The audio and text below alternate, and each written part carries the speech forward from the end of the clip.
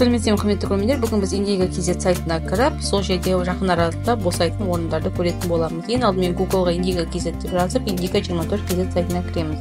Осы жерден личный кабинет, яғни жеке кабинетімізге кіріп, емімізді жазып, мына жерге екі птичкамызды қоямыз да жалғастырамыз. Келесі біз 724 KZ сайты арқылы, телефон арқылы сканерлейміз QR-мызды, паролімізді жазып, кіру батырмасын басамыз. Осы жерде бізге терезе ашылады. Терезені төменге қарай түсірсеңіз, ең астыңғы жағында мына жерде протокол освобожденных мест деген бар.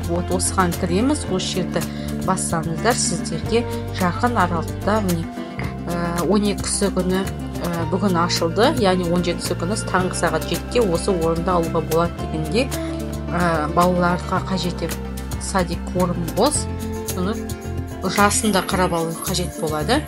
Сол күні түнде кіріп, сіздер орын аласыздар. Мына жерге бізге жасын енгізіп қойуға болады, мысалы 1 жас, 2 жас, 1 жас пен 3 жас деп сол аралықта босайтын орындарды қарап алуыңызға болады. Немесе сіздің балаңыз нешеде, сол жасты да қарасаңыздар болады.